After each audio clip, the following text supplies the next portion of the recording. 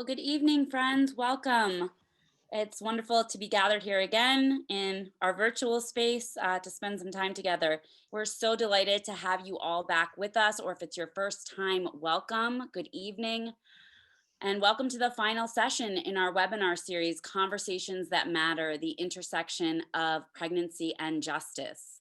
My name is Jess Keating, and I direct the Notre Dame Office of Life and Human Dignity here in the McGrath Institute for Church Life at the University of Notre Dame. In convening these conversations, it's our hope that every semester we can gather to reflect on timely issues of great importance that get to the heart of human dignity, and that this series will be an opportunity to commit ourselves or to recommit ourselves to building a culture that recognizes, protects, and promotes the flourishing of every human person. Of course, we all know that few issues in our contemporary culture are as contentious as abortion. And this summer, the McGrath Institute released the first ever national interview-based study of Americans trying to understand their attitudes around abortion. And I can't summarize the study here right now, but indeed, Americans have very complicated and complex perceptions and thoughts around abortion. Yet without fail, those who were interviewed expressed a deep appreciation for the opportunity to discuss these questions and recognize that they really lack a lot of information about this issue that touches so deeply at the heart of human dignity. And they expressed a deep appreciation for that opportunity and wanted a society that supports pregnant women and their children. And so, in conversation with our partners around the country and guided by the conviction of the inestimable worth of every human being and a commitment to building a civilization of love, we decided to convene our first webinar series, focusing on conversations at the intersection of justice and pregnancy. In our first session, we explored the largely forgotten history of the pro-life movement as emerging from the human rights tradition, with a focus on justice for women and the rights of unborn children. And in our last session, we had the opportunity to examine the social and cultural factors that influence a woman's decision-making during pregnancy, and to explore the meaning of the law as informing our moral imagination and policy that can help support women, children, and their families. If you missed either of these sessions, you can watch them on mcgrath.nd.edu/conversations. In tonight's session, our final session, we'll pivot a little bit to explore what it means to accompany women in crisis. And to help us engage these questions, we've invited Ms. Jenny Hunsberger to speak with us about the practice of radical hospitality in walking with vulnerable moms. And now, without further ado, it's my pleasure to introduce Ms. Jenny Hunsberger. Ms. Hunsberger is the Vice President of Women's Care Center, where she oversees client care and public relations. She has been with the Women's Care Center since her time as an undergrad at Notre Dame in 1995.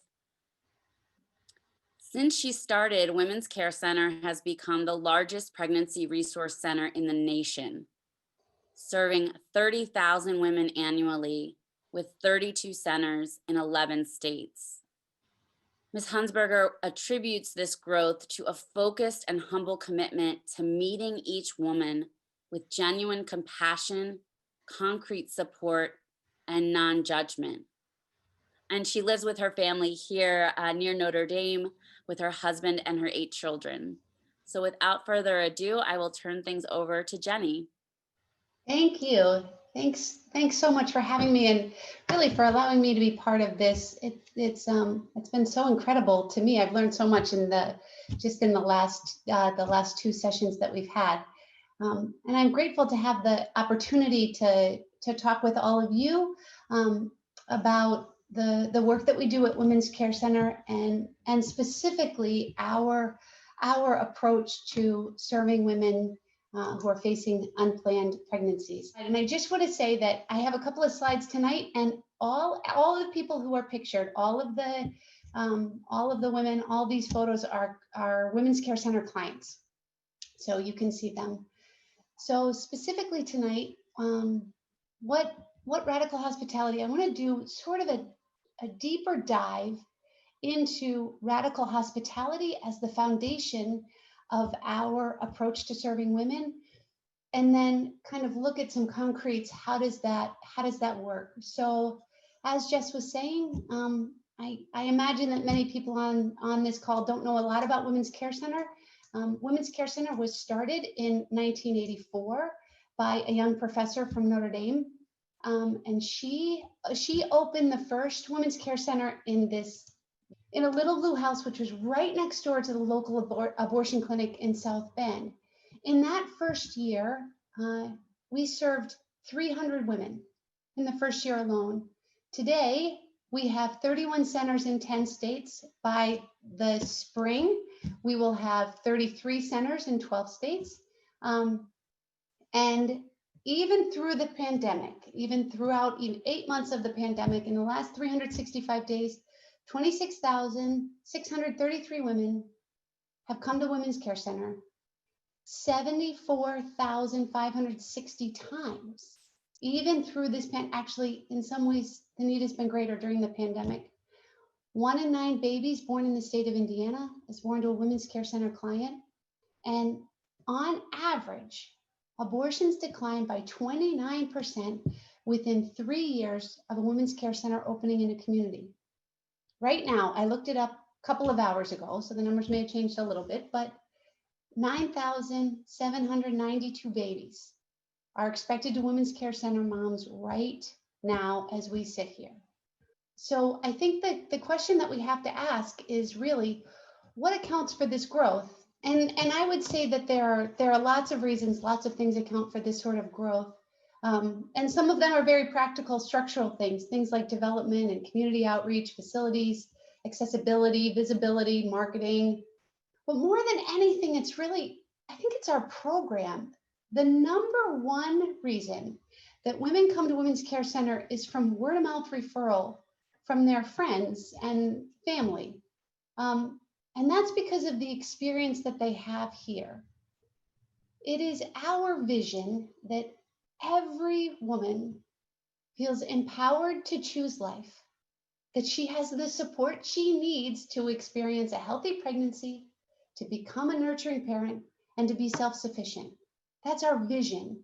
And it's really to create an environment in which the decisions that a young woman makes about her pregnancy are driven by her core beliefs. Here at Women's Care Center, each woman should feel valued, heard, and empowered so that she is free to love. And I mean free to love herself and free to love her child. So we work really hard to create this space where where she can really see beyond her immediate circumstances and make choices that are based on an abiding hope that she is profoundly valuable, that she is not alone, and that she possesses the intrinsic and unique ability to love and parent her child well. So really what happens is that through this care, women don't simply choose life over abortion. Rather, they choose a life for themselves, a life for their children, and one in which they are knowledgeable and supported parents. How do we do it? I think if you could just take a second, just a few moments, and really picture a woman facing an unplanned pregnancy. Draw as concrete an image in your mind as you can. What does she look like? What do you think are her struggles or her barriers or her challenges? Why is she, in your mind, why is she thinking about abortion? Think about it. So I'm going to share a scenario with you. So you can imagine Sarah. She's 21 years old, single woman who is Maybe she's 2 weeks late for her period. Yesterday, she worked up the courage to tell her boyfriend of 6 months, who responded by saying, "You better not be." She works full time and had planned to take some college classes next semester. She's hoping desperately not to be pregnant.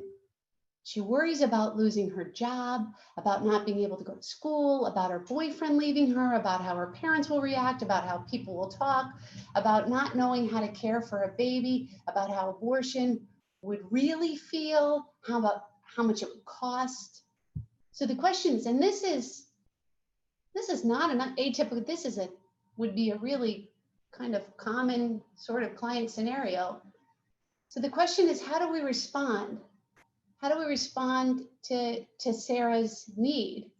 And I think that, think yourself, how do you think you should respond to this need? And you could start by saying, well, gosh, I feel so badly for her. She's got such a hard and terrible life. Things are going so hard, and boy, what a bum that guy was, and it's so hard. She's, and I just want to help her, and I just want to be there for her, and I want to do everything I can to support her because this is so hard. And or maybe you think more in kind of concretes. You think this is a problem, and I've got some solutions in mind. Boy, I work at Notre Dame. I know what the laws are about continuing school. She can continue school. We can figure out how we can get her in school, and we can figure out her work situation. She can't be fired for being pregnant. We can figure that out. And boy, if she needs housing, if her parents respond badly, we're going to figure this out. We can do this. Those are all really good things. It is really good to think of helping her and fixing those problems for her. That comes from a position of compassion, I would say, and that's a good thing. But we really understand our role, not so much in terms of helping or fixing, but rather we see ourselves as servants. And I would say that the word service is overused. It's used a lot, and it often loses its meaning. People talk about, I talk about servant leadership a lot. We talk about service, but I want to share with you an idea of service that is really a very specific view of the world. So I'm going to flip to the next slide. Sorry that this is a little bit disjointed. So when we think about helping, serving, and fixing, think about the difference between these three words. Helping, fixing, and serving represent three very different ways of seeing life. When you help, you see life as weak. When you fix, you see life as broken. When you serve, you see life as whole. So serving is really different from helping. Helping is not a relationship between equals. A helper may see the other person as sort of as weaker or needier, and it can often happen that the person with whom we're working or responding feels this inequity, this inequality. And the danger in that is that for all of our good intentions, we may inadvertently take away from people more than we could ever give them, because we can diminish their sense of agency because they're weak and they're needy. When we help, we become aware we're thinking about our own strength. What this is what I can do to help you. But when we serve, we don't serve with our strength so much. We serve with ourselves. So we draw from our experiences, even drawing from our limitations, our wounds, and where we are weak. So it's this idea that my pain is the source of my compassion, and my woundedness is the key to my empathy. So since we're equals, we don't have to be perfect. Fixing when we fix, I mean, you think about the word fixing implies that something is broken. And um, and then we respond. So and this can happen with clients all the time, right?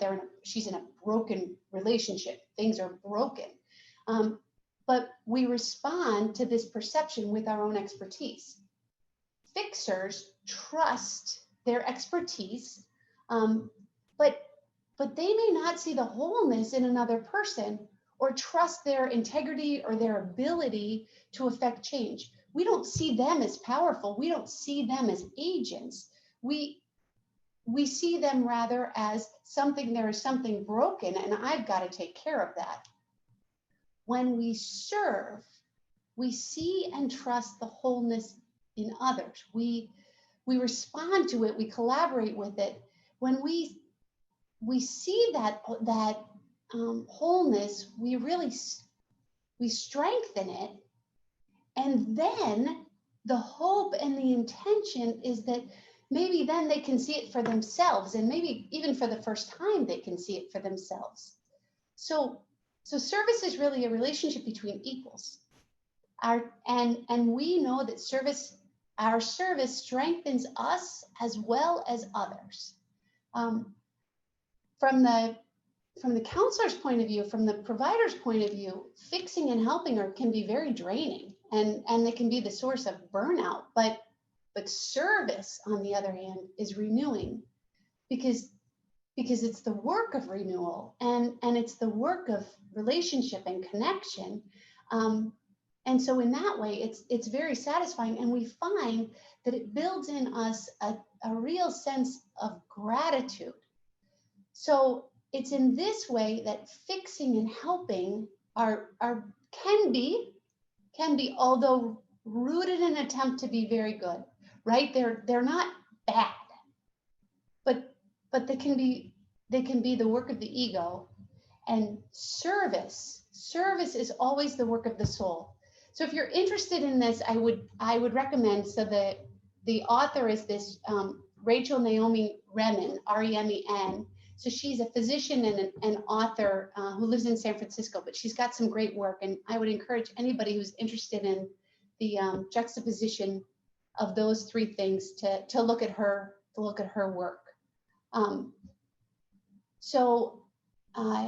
How do we create that environment? I guess is the next question. How do we serve?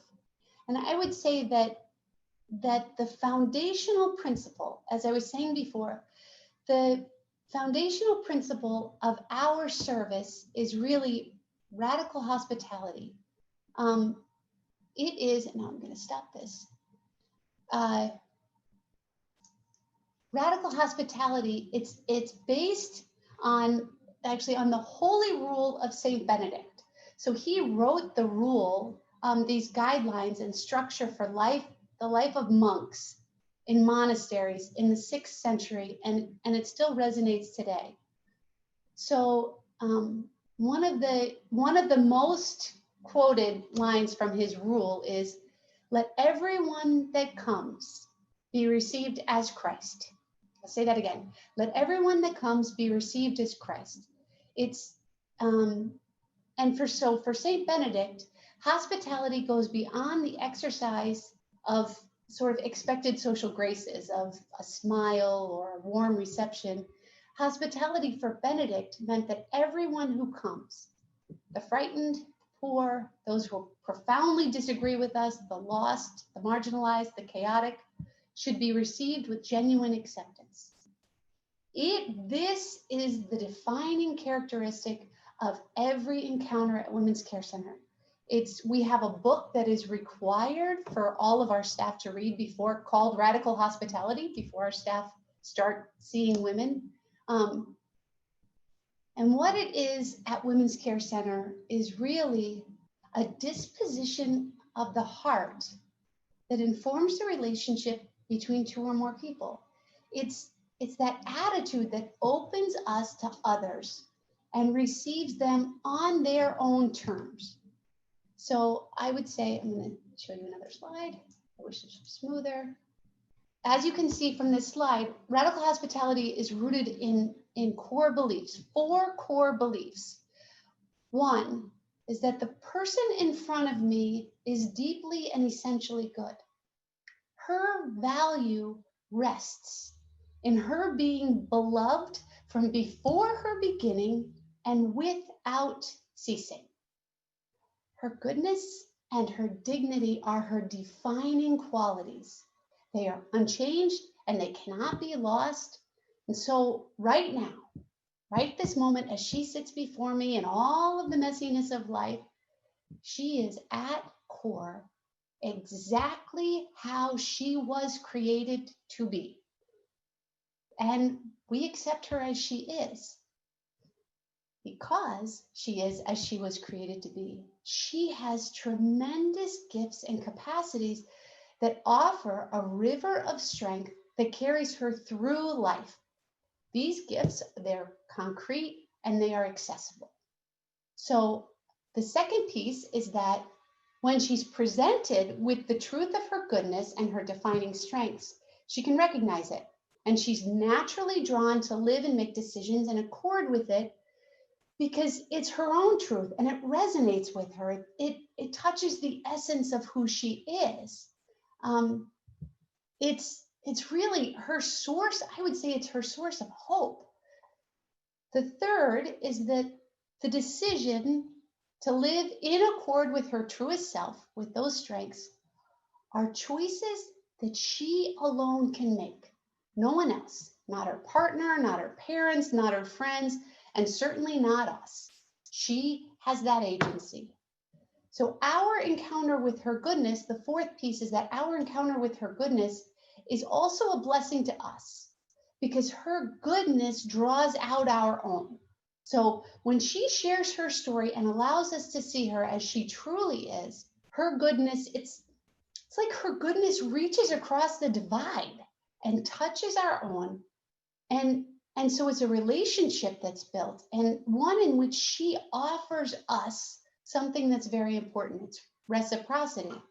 So in this way, I would like to say that radical hospitality shapes the relationship we build with our clients. A women's care center counselor's disposition actively and concretely demonstrates to the client, you are good. I see the good in you. I offer your goodness back to you as a gift. Your goodness is yours to do with as you choose, and your goodness makes me better. So I guess the question is, why is this our guiding principle? First, because we are pro-life. It is our primary value. We believe that life is holy ground, her life and her baby's. Life does not stand in opposition to itself. Radical hospitality allows us to see a fullness of dignity and worth in the woman sitting in front of us. And we know that we are serving her at a moment of profound change and transformation. So really, truthfully, whether this is her first pregnancy or her 8th, her life is connected to another person on every level. She is physically, emotionally, psychologically, spiritually connected to another person. And for many women coming to us, this moment may be the most life-altering moment of her entire life.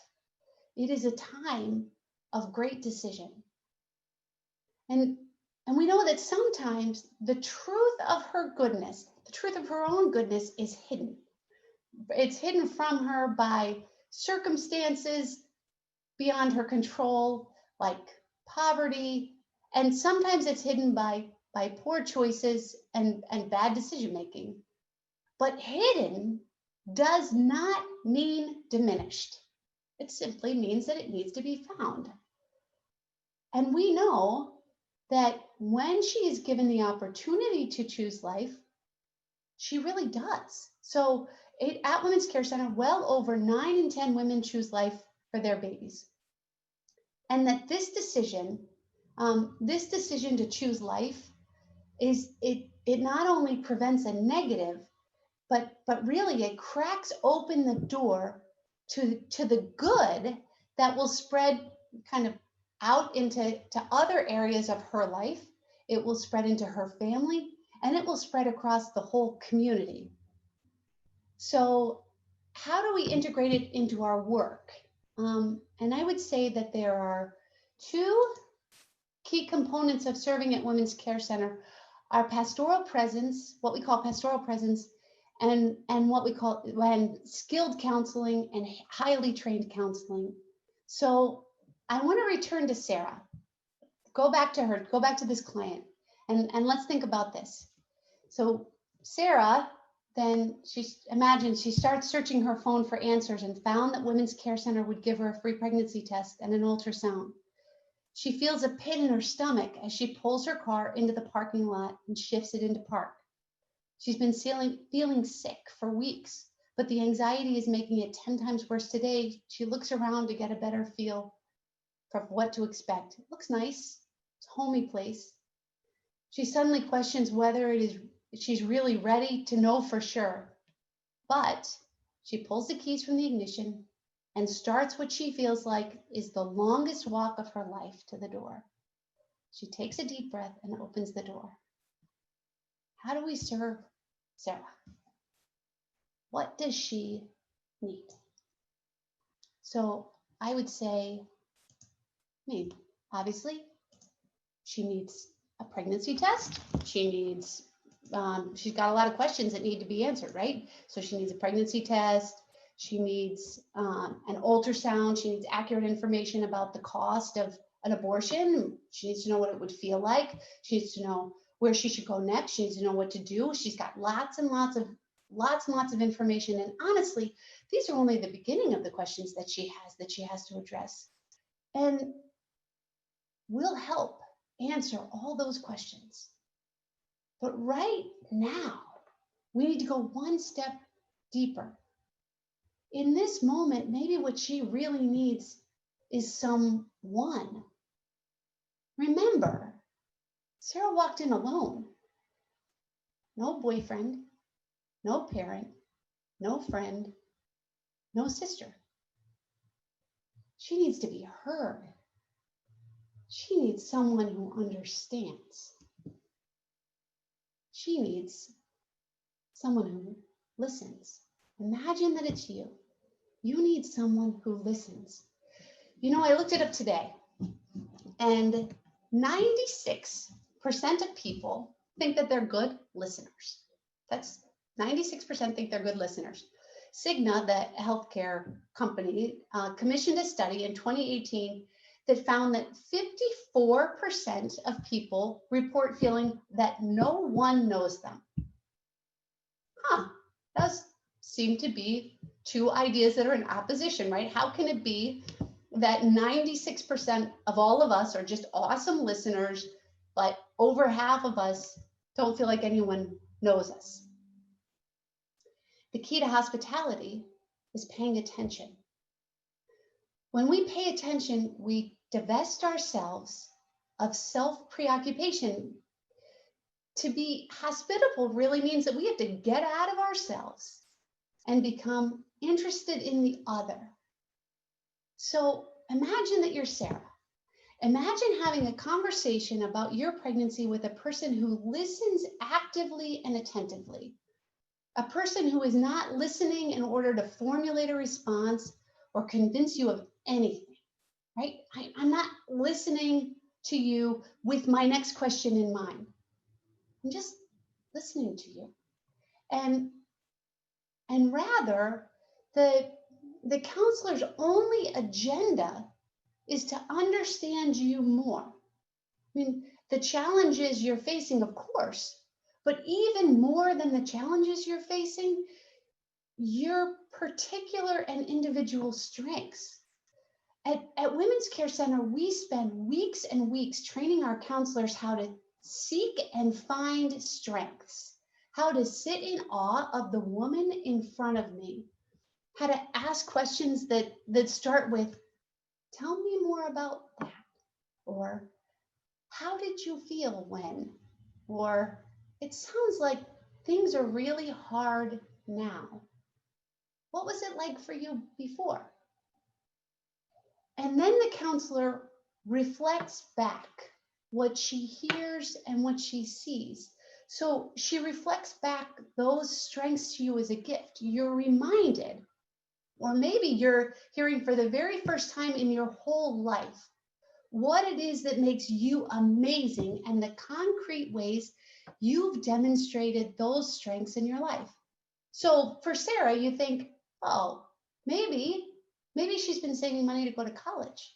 Maybe she's goal-minded and willing to work hard for what she wants. She mentioned that she's worried about how to take care of a baby. That really matters to her. Maybe it's because she loves kids and she's always wanted to be a mom someday. Or maybe her parents had worked extra jobs to take care of her and her siblings and she just wants to give her child a future with everything. That's a genuinely caring and generous person. So, and then she walked in the door. She didn't want to. She was terrified. She was sick. She was thinking it would be easier not to know, but she did it anyway. That was brave. And what if your counselor not only hears and understands you, but then she lets you hear your own voice? You have the ability to set aside the boyfriend, the parents, how people will talk, the unknowns of work and school. And you get to ask, what do you want? What does your heart tell you? I will say that I've been at this work for a long time and I have never met a woman who wanted to have an abortion, who was excited about it, or some have felt that it was necessary. And often women feel like it's their only option. But it is not the desire of a heart. And then your counselor helps you to slow down the chaos of all of those voices and all of those barriers, puts them into perspective, and helps you slowly prioritize and create approaches to them.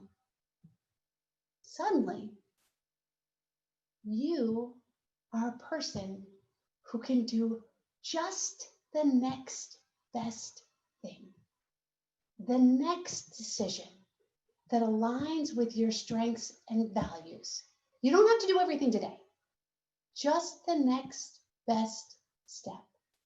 And what if your counselor, this person who saw all the good in you, is willing to walk with you every step of the way and be there week after week through all the ups and downs, never pressuring and always present? That is the work of radical hospitality.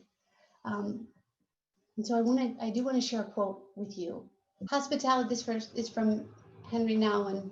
Hospitality, therefore, means primarily the creation of a free space where the stranger can enter and become a friend instead of an enemy. Hospitality is not to change people, but to offer them space where change can take place. Hospitality is not a subtle invitation to adopt the lifestyle of the host, but the gift of a chance for the guest to find his own. So I just want to close before we go to questions, which I hope people have. I just wanted to share a story with you of a client, a story that just came through. So this is it. Maggie is her name. So in the week after Maggie ran her home pregnancy test, she cried every day. On the one hand, she couldn't stop thinking about the baby. She said, I babysat a little boy last year, and it was the most alive I have felt. Something I had never experienced before, and I was really good at it.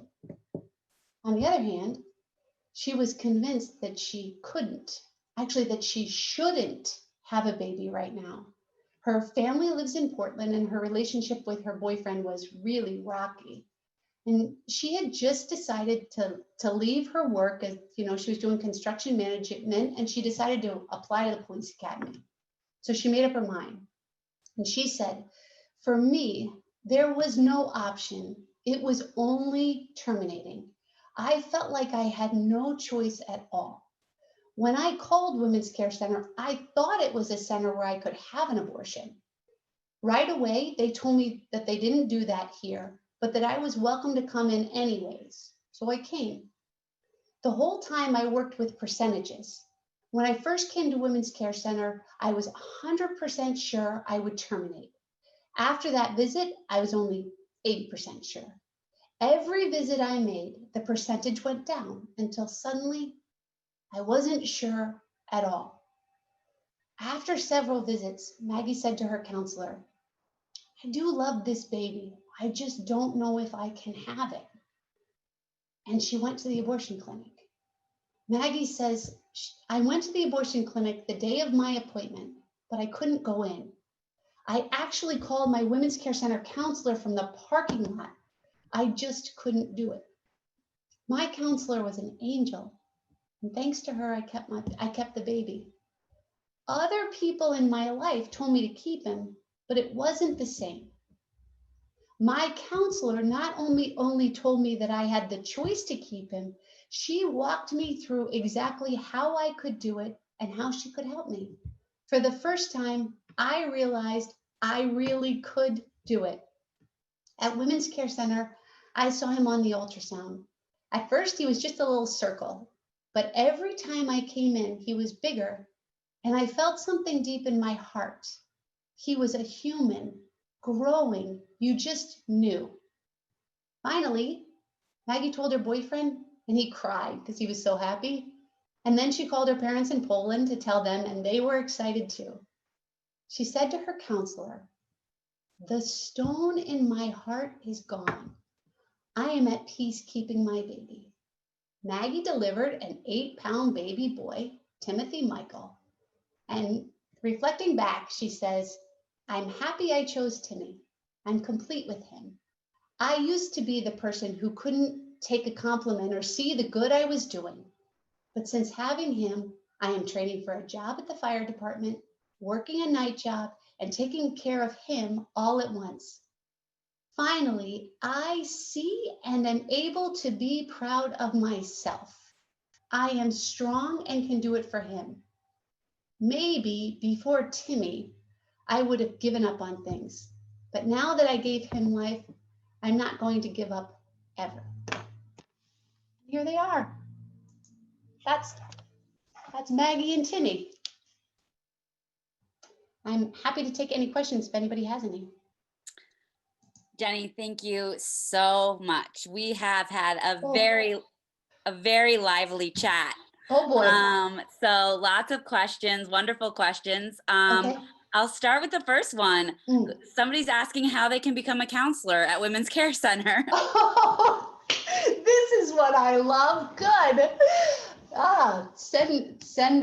Well, you've got my email. Send me your resume. I'd love it. I'd love it. Yeah, we've got lots of centers. We're opening up new ones, and boy, we good people. Another question that just came in is, are your centers how close in proximity to abortion clinics? And do you ever use sidewalk counselors in terms of Yeah, so getting the proximity to abortion clinics question, yes. So we have guidelines in terms of opening up centers, and we very frequently open up next door. We have a kind of a catchphrase, next door saves lives. And the reason for that is actually not so much to be in because how would I say this? Women's Care Center is pro. We are pro-life. We are not anti things. So we open up next to abortion clinics frequently so that women know that they have another option. Many women, like Maggie, didn't think that she had another option. So we want to be visible and available to women so that they know that they have another option. They can seek a second opinion. Great, thank you. Another participant asks you to clarify helping and serving. They say helping and serving seem very closely related. What are some concrete signs that can help us know that we're serving and not just helping? That's a great question, and I would say that that for me, the so I want to go back again and say that helping is not bad. Helping is a very good thing. Um, but the difference in serving, I would say there are two ways to tell. One is that the difference in serving is that how do you view the other? Do you do you look at that other person and first think, you amaze me.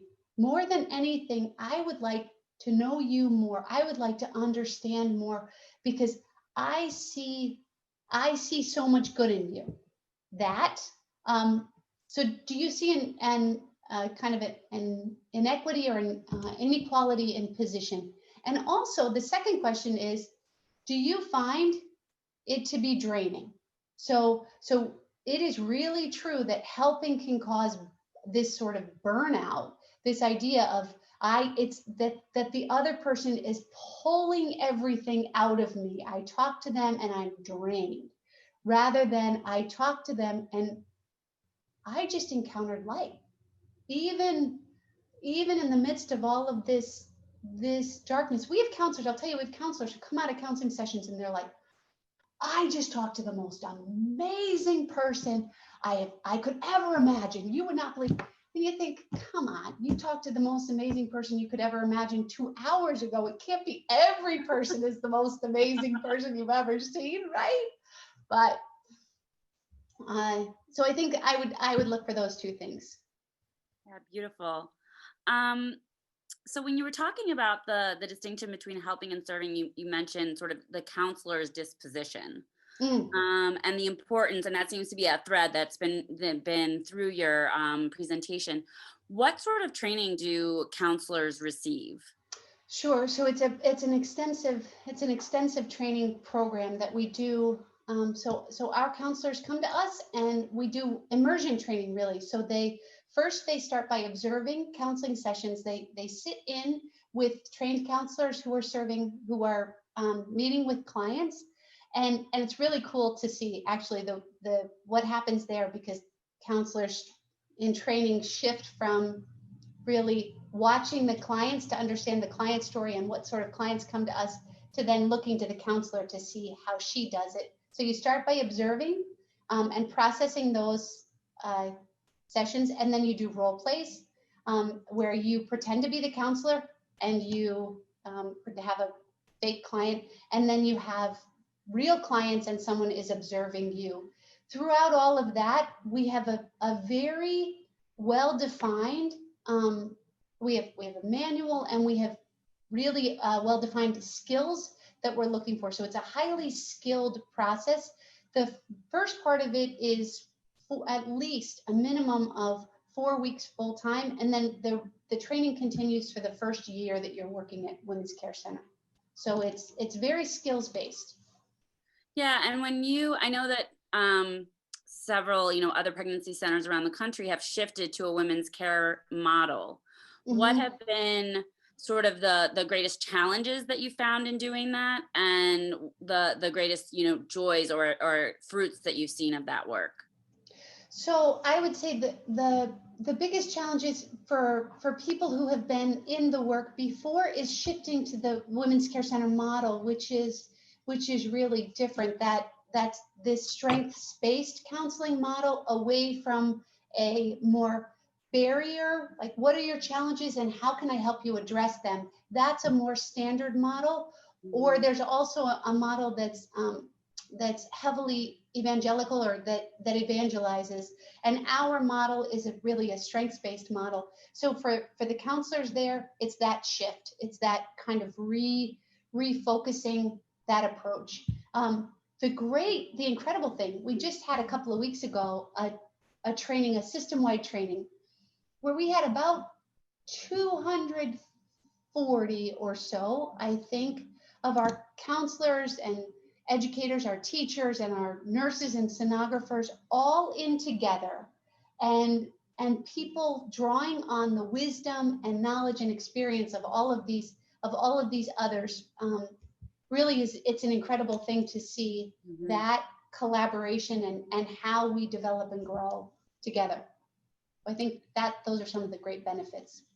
Yeah, thinking again, continuing along this line of counseling and the counselor-client relationship. Hmm. Um, what does a counselor do if somebody really has, real emotional weaknesses and has trouble seeing their strengths, and needs more care? Or what happens if somebody chooses an abortion? Can you speak to those sort of scenarios a little bit? Sure. You're speaking kind of a couple of to a couple. One is maybe a client. There are women, not many. Again, I will say that over 9 in 10 women choose life, but some don't. And so it is critically important for a counselor to continue to love and to be willing to serve that woman. And so we do things like post-abortion counseling. We do things. We're really very serious when we say that we're serving you and you have value and you have dignity regardless of the decisions you make. You are still welcome here. And that is so there is loss and there is grief, and it's I won't pretend that it's not very hard. It is. But we continue to love and serve. That's what we're called to do, and that is what we do. So a woman who chooses abortion, we want her to come back next time. We want her to come back if she finds herself in a pregnancy again. So for other clients who maybe they're apathetic, I don't care. And that happens too. And then, but that's also, that's just a shell. That's just another variety of a shell that's hiding somebody. That's it's just a little bit more work. It's just more questioning, and so I'll tell you, I had a client, and she didn't want to be there. She was very young. I had a client myself who was and she was dragged in by her mom, and she thought it was ridiculous. She didn't need to be there. There was no way she was pregnant. She was mad that she was there. You can imagine, she was a kid. And uh, the counseling session was going nowhere fast. And so it just took stopping and realizing that that this wasn't what she wanted. This wasn't where she was. And it took noticing that she had mosquito bites all over her ankles, and just setting aside everything that we planned to talk about and saying, your ankles look so sore. Do you need some lotion? And she, no, it's okay. And then just, how did that happen? How did you get those? Oh, she was out with her buddies, and they were in the grass last night. They were having a dance party in the grass, and she got all these mosquito bites. And in setting aside, so I tell you this story because in setting aside the intake, the questions, where we needed to go, what we needed to talk about, what needed to happen with this 13-year-old, and meeting her where she was and recognizing that she didn't care about my questions. What she cared about was her dance party with her friends. And suddenly, what did that mean? My goodness, she can dance. She loves to dance. There are all of these strengths that are in that experience. She's a great friend. She loves her buddies. Oh, what do you do with your friends? Wow, this is amazing. So it was just a shell. It's just a matter of building trust. So that's a long answer. That's what I would say. No, but that's beautiful. The attentiveness it takes to walk with somebody isn't just about the goal of being there. It's about actually welcoming that person in their fullness. So I'm sure that you have heard this critique before, but there's Mm-hmm. often a critique leveled that Okay. both women's care centers and pregnancy care centers generally are not upfront about the fact that they are not offering abortion. And is that in its own way sort of manipulative or coercive? Mm. How do you respond to that question? So I would say a couple of things. One, it's inaccurate. So I mean, kind of on the most basic level, like Maggie said in the story that I told, she called in looking for an abortion. We said we don't provide those services here, right? So that's actually not the case. One, but more importantly, the reason that it's not the case is, I would say, twofold.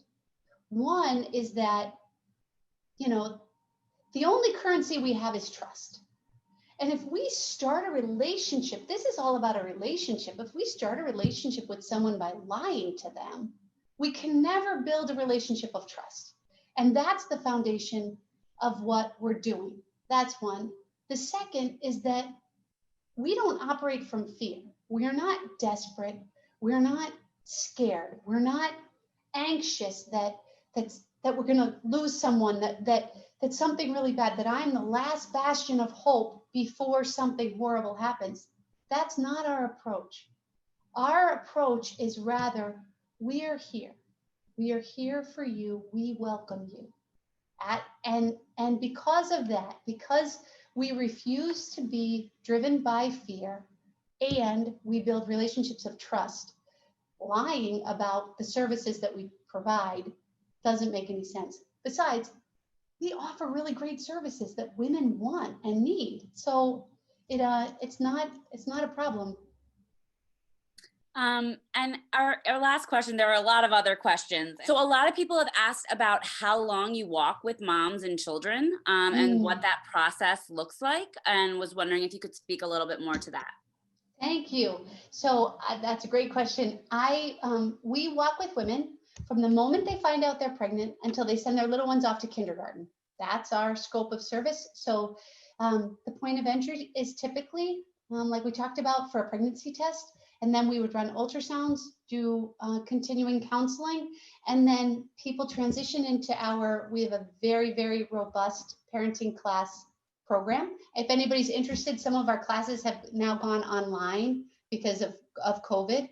Um, so that's the basic. Anybody who needs special care would get one-on-one care.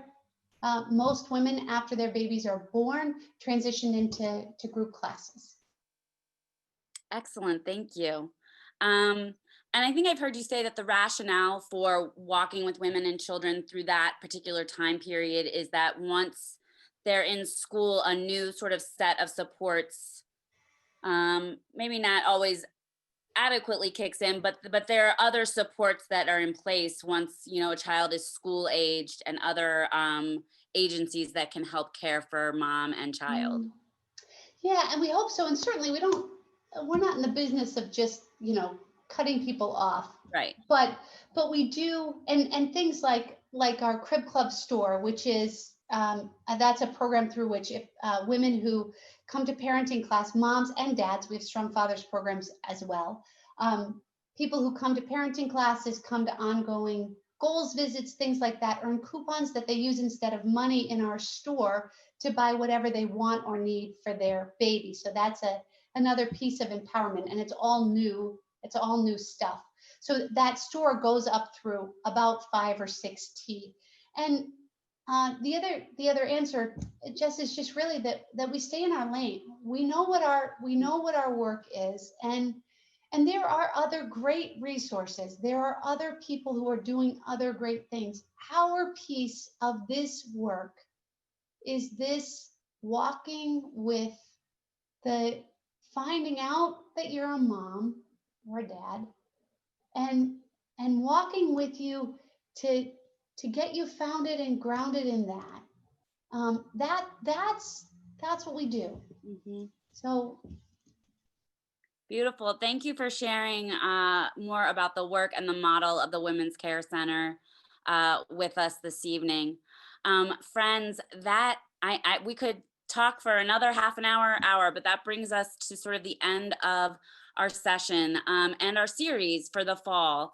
And thank you so much for joining us during this webinar series. If this is your first one, nice to meet you, and thanks for joining us this evening, and please come back. And if you've been with us the entire series, thank you so much. We hope that you found it valuable.